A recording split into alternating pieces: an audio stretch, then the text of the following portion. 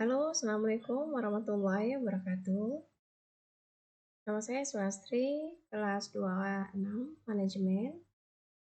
Saat ini saya akan mempresentasikan mata kuliah Bank dan Lembaga Keuangan.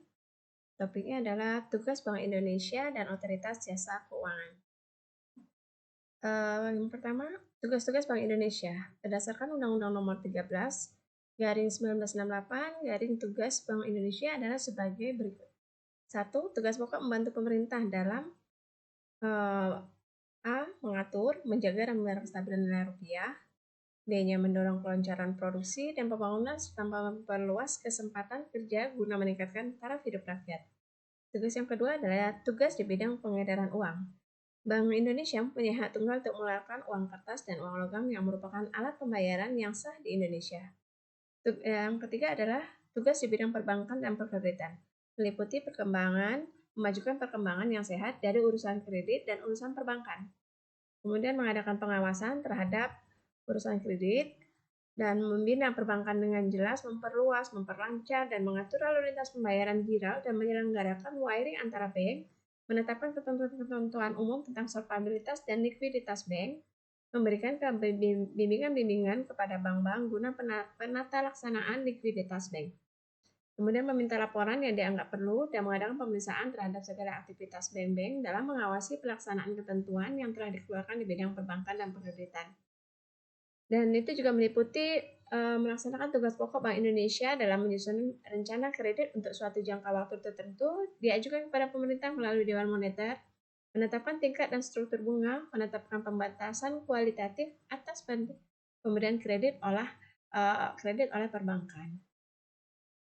Bank Indonesia dapat memberikan kredit likuiditas pada bank-bank dengan cara menerima penggadaian ulang, menerima sebagai jaminan surat-surat berharga, menerima aksep dengan syarat-syarat yang ditetapkan oleh Bank Indonesia.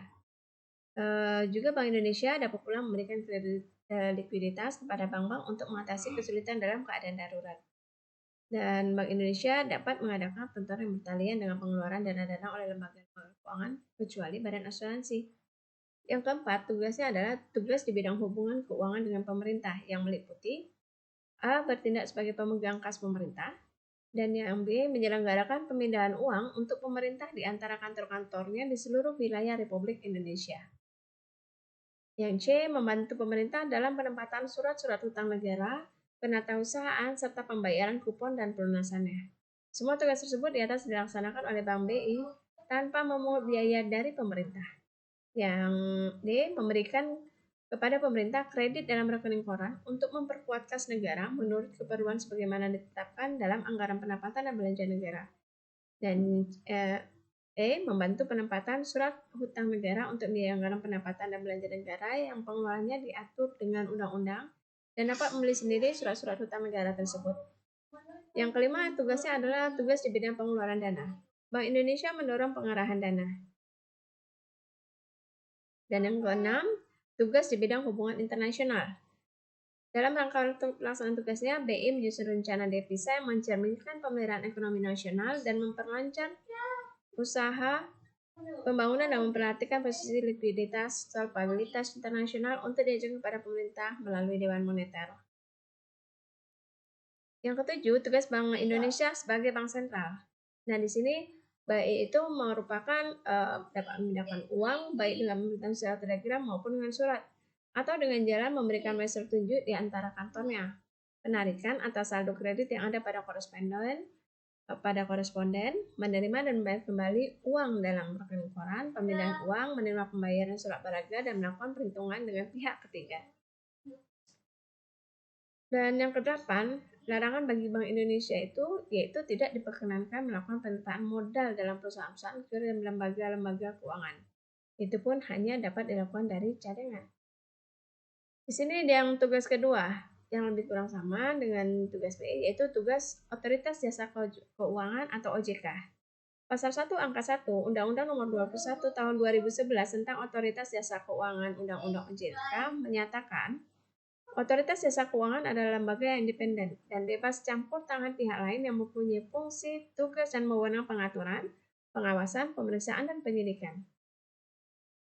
Jadi OJK itu adalah lembaga yang independen dalam melaksanakan tugas dan wewenangnya, bebas dari campur tangan pihak lain kecuali untuk hal-hal yang secara tegas diatur dalam undang-undang.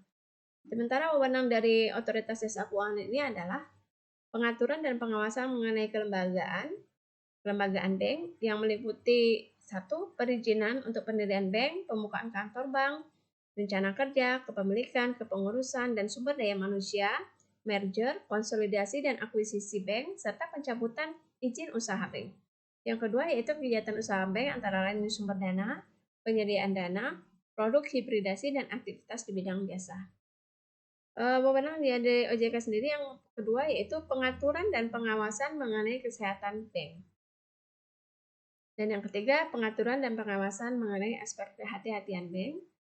Keempatnya adalah pemeriksaan bank. Jadi, kesimpulan dari referensi kita pagi ini adalah tugas dan wewenang BI adalah menetapkan dan melaksanakan kebijakan moneter, mengatur dan menjaga kelancaran sistem pembayaran, mengatur dan mengawasi bank. Sementara tugas dan wewenang OJK adalah pengaturan dan pengawasan secara mikroprudensial yang merupakan pengaturan dan pengawasan detail mengenai kelembagaan, kesehatan, aspek kehati-hatian, dan pemeriksaan bank. Sekian, terima kasih. Assalamualaikum warahmatullahi wabarakatuh.